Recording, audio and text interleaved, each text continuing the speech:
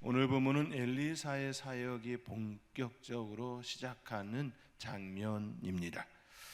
엘리야는 해오리 바람을 타고 하늘로 올라갔습니다. 엘리사는 그 장면을 보았습니다. 그리고 엘리야의 겉옷을 받아 요단강을 쳤습니다. 그때 요단강이 갈라집니다. 선지자의 제자들은 엘리사를 보고 말하지요, 엘리야의 영감이 엘리사 위에 머물렀다. 이제 엘리사는 단순히 엘리야의 제자가 아닙니다. 하나님께서 세우신 하나님의 사람입니다.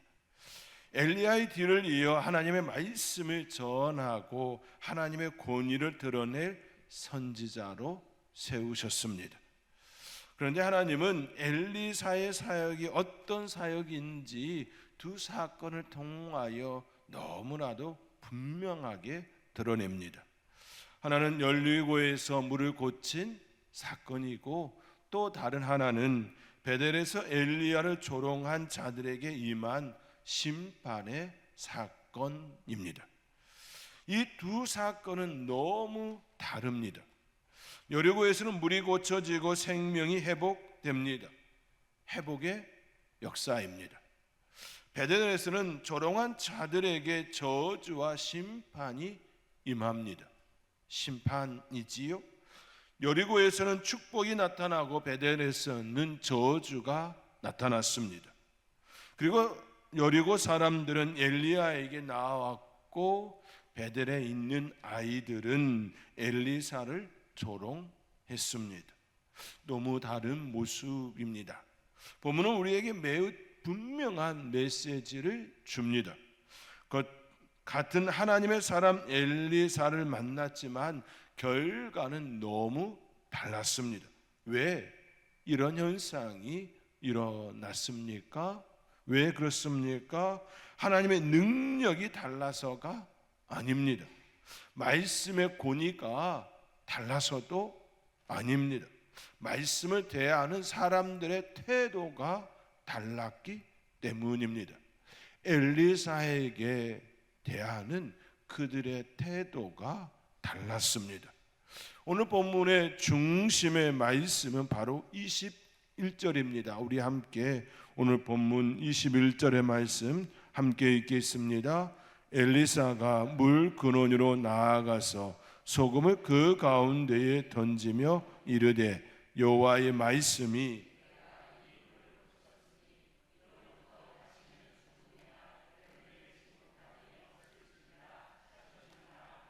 아멘.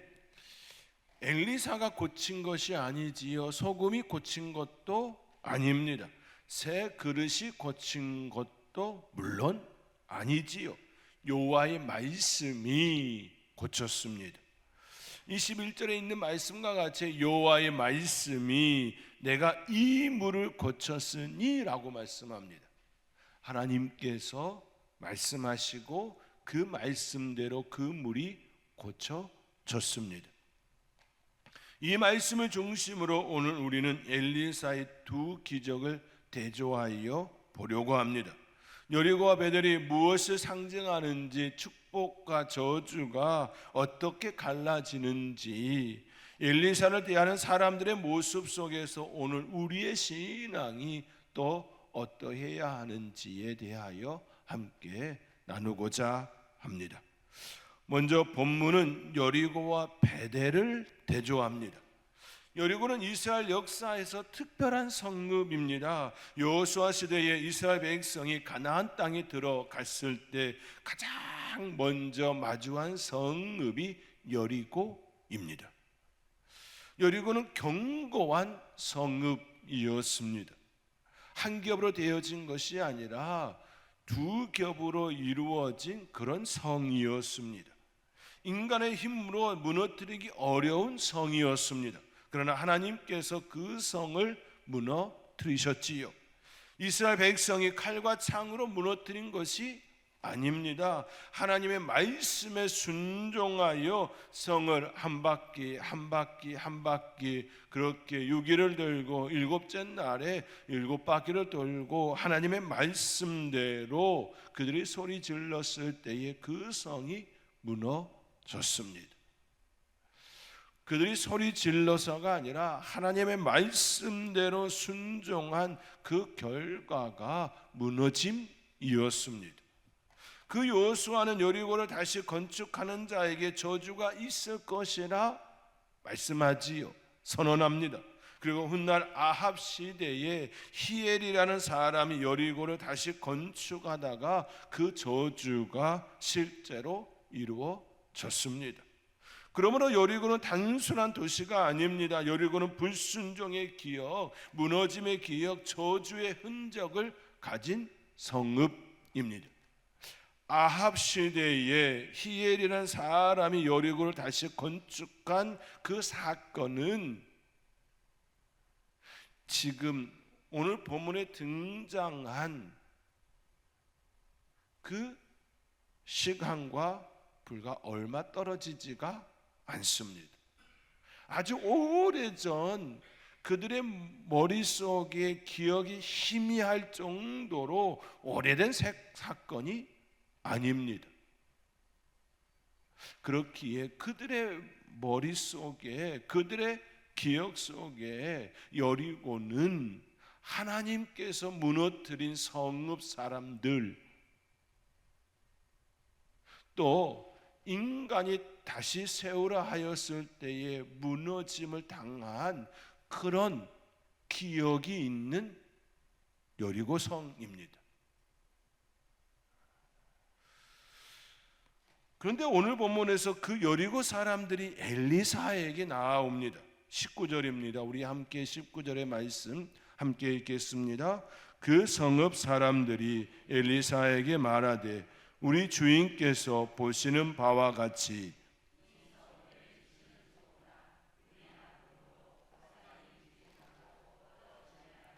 아멘. 그들은 자신들의 현실을 솔직하게 고백합니다. 있는 그대로 그렇게 고백합니다. 성읍의 위치는 좋습니다. 겉으로 보기에 조건은 괜찮습니다. 살기에 좋아 보입니다. 가능성이 있어 보입니다. 그런데 결정적인 문제가 있습니다. 물이 나쁩니다. 물이 나쁘니 열매가 맺히지 않습니다. 토산이 익지 못하고 떨어집니다. 여기에 여리고의 문제가 있습니다. 겉은 좋은데 근원이 병들었습니다. 위치는 좋은데 물이 나쁩니다. 환경은 괜찮은데 생명의 흐름이 막혔습니다. 그래서 열매가 없습니다. 사랑하는 성도 여러분, 이것이 오늘 우리의 모습일 수도 있습니다. 겉으로 보기에는 괜찮아 보일 수 있습니다. 사람들이 보기에 괜찮은 것처럼 충분히 보일 수 있습니다. 직장이 있고 가정이 있고 교회 생활도 하고 사람들에게는 별 문제 없이 보일 수도 있습니다. 그런데 내면의 물이 병들어 있을 수 있습니다.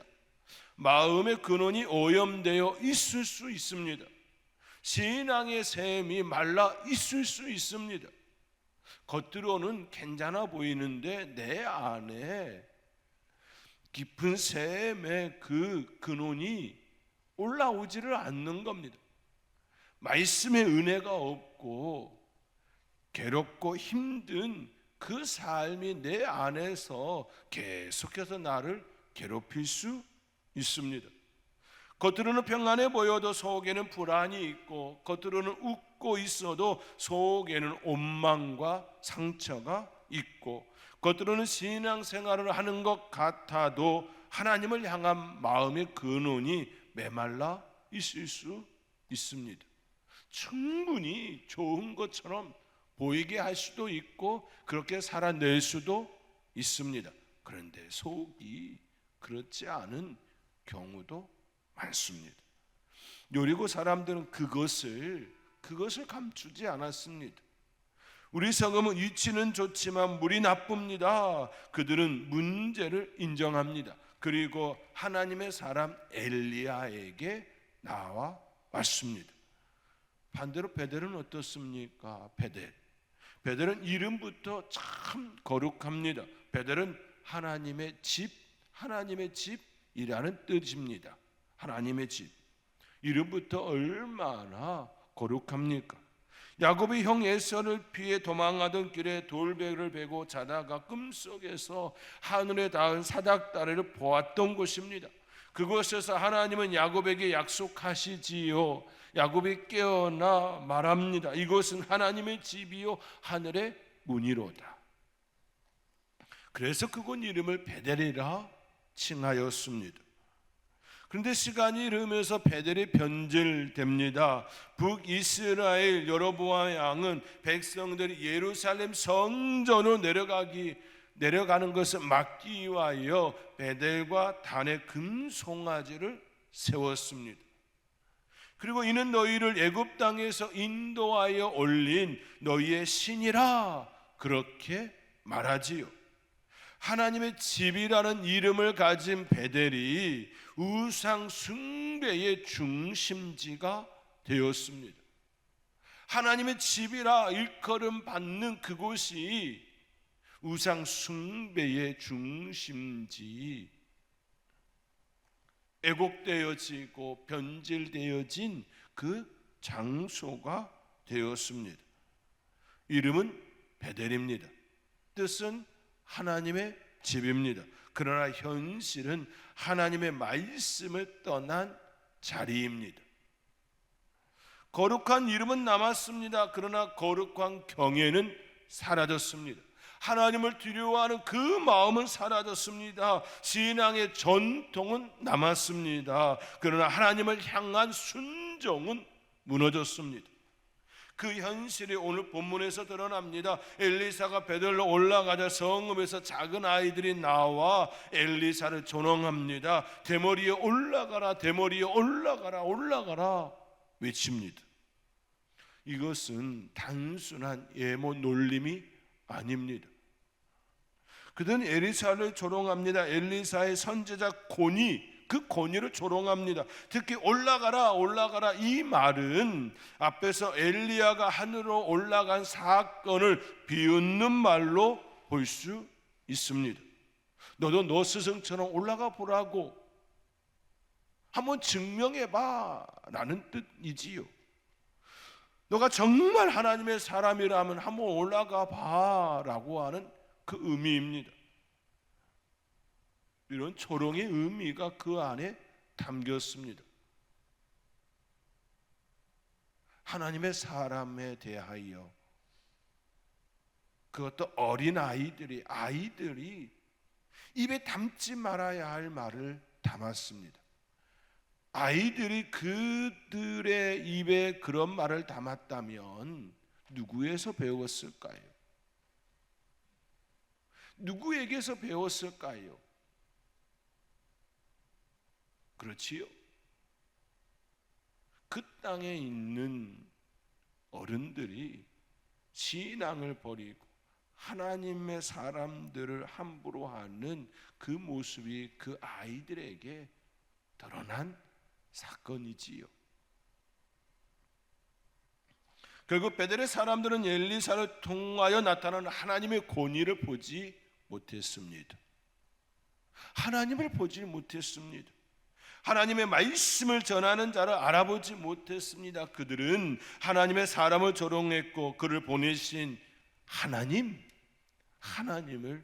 멸시한 사건입니다. 여기서 여리고와 베델이 강하게 대조됩니다.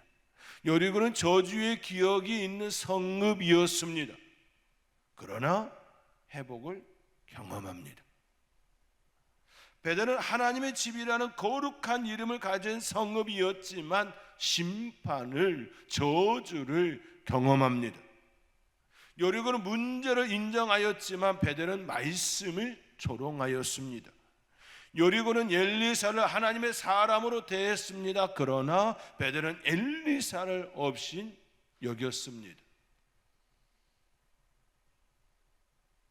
무너졌던 곳은 오히려 하나님의 사람을 찾았고,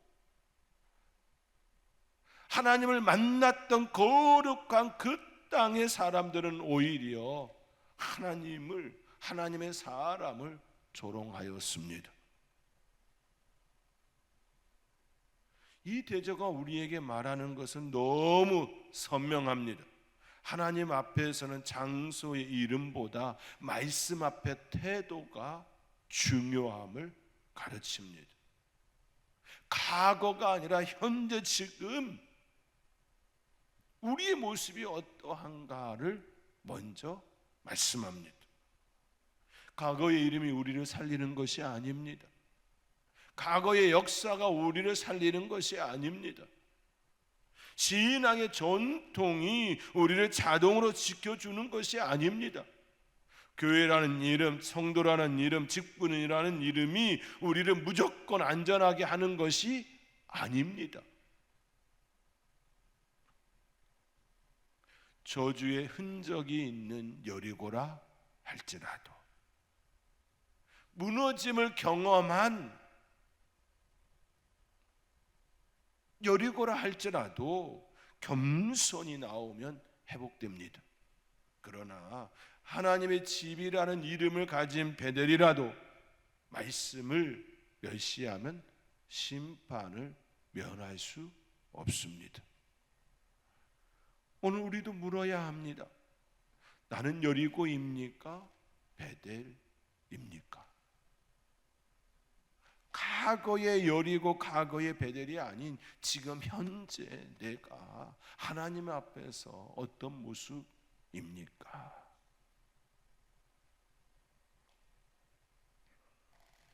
겉으로는 부족하고 연약해도 하나님 앞에 문제를 가지고 나오는 사람입니까? 아니면 거룩한 이름과 익숙한 신학의 형식은 가지고 있지만 정작 말씀 앞에서는 가볍고 교만한 사람입니까? 우리의 모습을 하나님 앞에 고백하며 하나님께 은혜를 구할 수 있는 저와 여러분이 될 수 있기를 주님의 이름으로 권면드리며 축원드립니다. 두 번째로 본문은 축복과 저주를 대조합니다. 여리고에서는 축복의 말씀이 선포됩니다. 엘리사는 새 그릇에 소금을 담아오라고 합니다. 그리고 물그릇에 소금을 던집니다. 그리고 말씀합니다. 오늘 본문 21절의 말씀입니다. 우리 함께 읽겠습니다. 엘리사가 물 근원으로 나아가서 소금을 그 가운데 던지며 이르되 여호와의 말씀이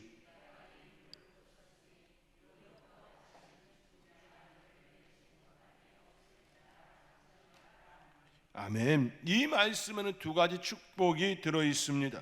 하나는 죽음이 멈추는 것이고 다른 하나는 열매 맺지 못함이 끝나는 것입니다. 내가 이 물을 고쳤으니 이로부터 다시는 죽음이나 열매 맺지 못함이 없을지니라 하셨느니라.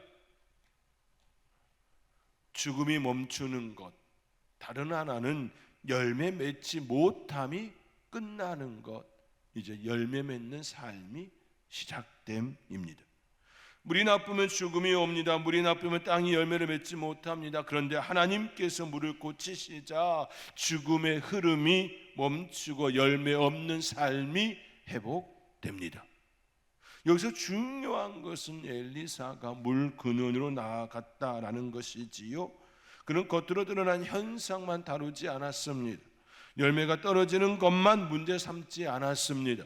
땅의 상태만 본 것이 아닙니다. 근원으로 갔습니다. 물이 흘러나오는 근원으로 가서 그곳에 소금을 던졌습니다. 하나님은 언제나 근원을 고치시는 하나님이시지요. 하나님은 겉만 선보시는 분이 아닙니다. 문제의 표면만 바꾸시는 분이 아닙니다. 하나님은 뿌리를 만지시지요. 근원을 새롭게 합니다.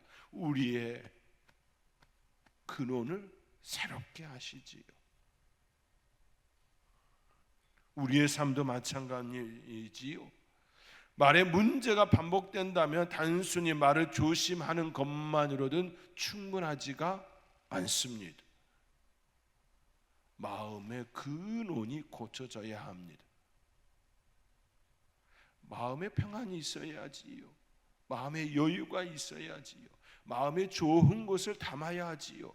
성령이 내 안에 역사되어져야 입술의 축복으로 나타나는 것이지요. 말의 실수가 계속 많음으로 인하여서 이제는 말 안 해야겠지라고 한다고 해서 고쳐집니까? 아니지요. 분노가 반복된다면 상황만 탓해서는 아니 됩니다. 내 안에 상처와 교만과 두려움의 근원이 하나님 앞에서 고쳐져야 합니다. 신앙의 열매가 없다면 예배 참석 횟수만 점검할 것이 아니라 하나님과의 관계의 근원이 무엇이 문제인지를 살펴야 하지요. 하나님과 나 사이가 지금 어떤 사이인지를 점검해야 합니다.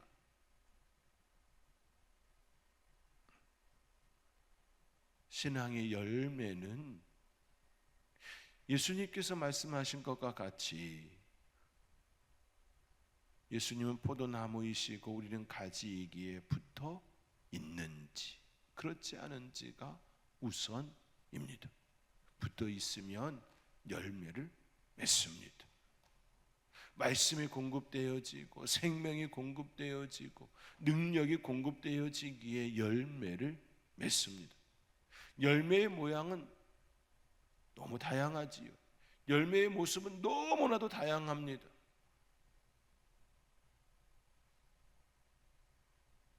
우리가 생각하는 그 수준의 모습만이 아니지요. 너무 다양합니다.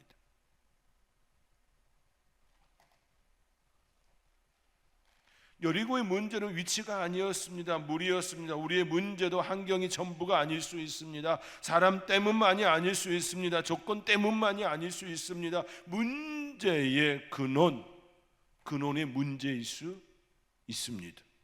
마음에 물이 병들었고 믿음에 물이 탁해졌고 말씀의 샘이 막혀 있기 때문일 수 있습니다. 막혀 있다면 뚫어야지요. 그런데 오늘 말씀을 통하여 우리에게 분명한 메시지는 하나님께서는 고치신다입니다. 여호와의 말씀이 내가 이 물을 고쳤으니 우리는 이 말씀을 붙들어야 합니다. 회복의 능력은 엘리사에게 있는 것이 아닙니다. 소금에 있는 것도 아닙니다. 새 그릇에 있는 것도 아닙니다. 여호와의 말씀에 있습니다. 소금은 도구입니다. 새 그릇도 도구이고 엘리사도 도구입니다. 고치시는 분은 하나님이십니다. 강단에서 흘러내려가는 그 말씀에 어떤 분은 은혜 받고 고침 받고 성령의 역사 속에 뜨거움 속에 살아갑니다. 똑같은 말씀을 들었는데 누구는 그렇지가 않습니다.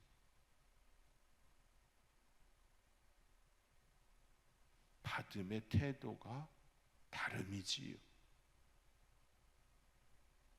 사람을 보는 것이 아니라 그 사람을 통하여 역사하시는 하나님, 우리는 하나님을 보려고 해야 합니다. 우리 인간은 연약하지요. 부족합니다.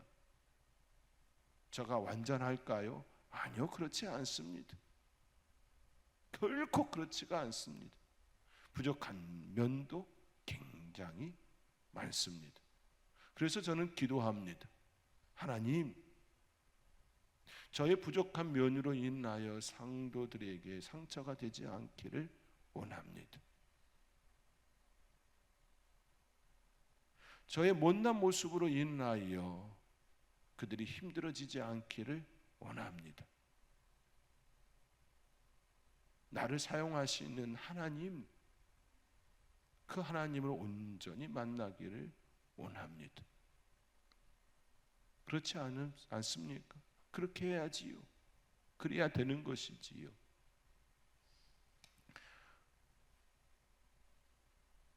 하나님께 은혜와 은사와 능력을 받았습니다.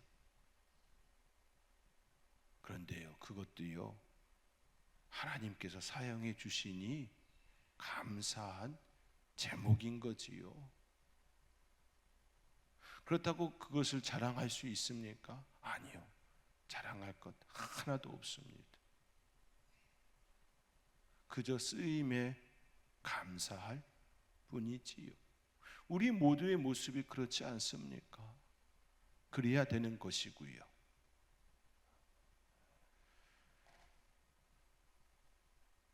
오늘 우리에게도 필요한 것이 이것입니다. 사람의 위로도 필요하고 상담도 필요하고 환경의 변화도 필요합니다. 그러나 근원을 고치는 능력은 하나님의 말씀, 하나님이십니다. 하나님을 만나야 합니다. 말씀이 들어가면 죽음의 물이 생명의 물로 바뀝니다. 말씀이 들어가면 열매 맺지 못하는 삶이 다시 열매를 맺습니다. 말씀이 들어가면 저주의 기억이 회복의 증거가 됩니다. 여리고 땅이 지금 그 시간에 머물러 있습니다. 그러나 베델에서는 전혀 다른 일이 일어납니다. 엘리사가 베델로 올라갈 때 아이들이 초롱합니다. 엘리사는 돌이켜 그들을 보고 여호와 이름으로 저주합니다. 그러자 숯불에서 앙검들이 나와 그들 중 42명을 찢었습니다.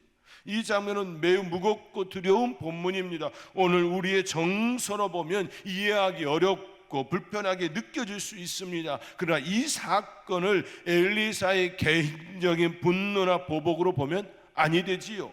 엘리사가 예물을 놀림받았다고 화가 나서 저주한 것이 아닙니다.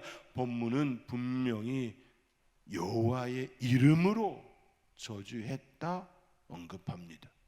여호와의 이름으로. 그들의 죄는 단순히 무리한 장난이 아니었습니다. 하나님을 멸시하는, 하나님으로 여기지 아니하는 그 죄를 범함이었습니다. 여리고에서는 하나님의 말씀이 고쳤다 선포되었습니다. 베델에서는 여호와 이름으로 저주가 선포되었습니다. 같은 엘리사입니다. 같은 하나님의 권위입니다. 그러나 한쪽에는 축복이 임하고 다른 한쪽에는 심판이 임하였습니다. 여리고는 말씀 앞에 나와왔고 베델은 말씀을 조롱했습니다. 사랑하는 성도 여러분, 하나님의 말씀은 언제나 축복만을 말하지 않습니다. 하나님의 말씀은 살리는 말씀이지만 동시에 심판하는 말씀입니다. 하나님의 말씀은 위로의 말씀이시지만 동시에 죄를 드러내는 말씀입니다. 하나님의 말씀은 회복의 말씀이시지만 동시에 교만을 꺾는 말씀입니다. 하나님의 말씀은 천국과 지옥을 분명하게 말씀합니다. 양과 염소를 분명하게 말씀합니다. 알곡과 가라지를 분명하게 말씀합니다. 순종과 불순종을 분명하게 말씀합니다. 하나님을 믿는 자와 믿지 않는 자로 구분합니다. 오른편과 왼편을 말씀합니다. 좋은 것만 얘기하나요? 아니요, 결코 그렇지가 않습니다.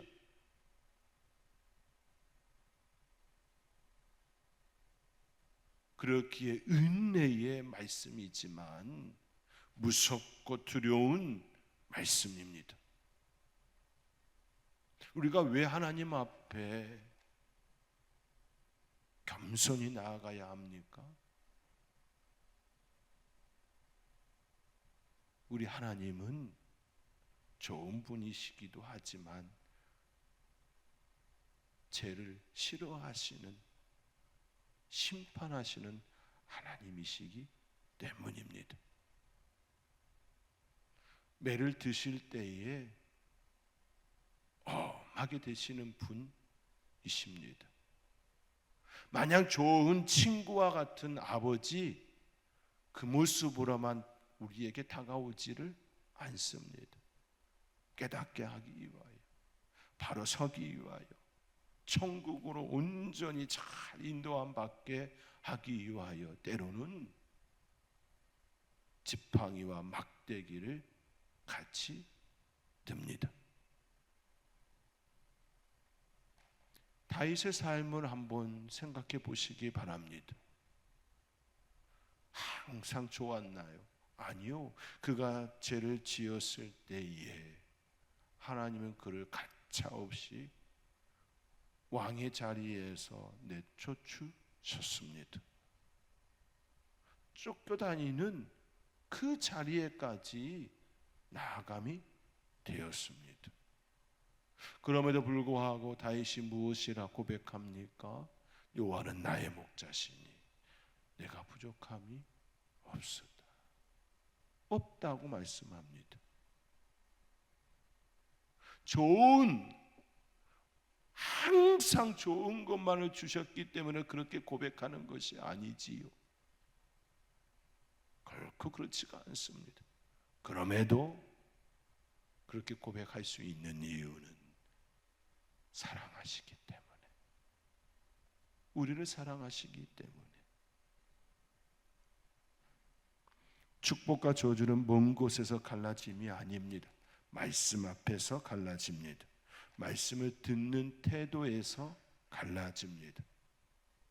하나님의 권위를 인정하느냐 아니면 내 생각과 감정으로 조롱하느냐, 이 차이입니다. 그러므로 우리는 두려운 마음으로 말씀 앞에 서야 합니다.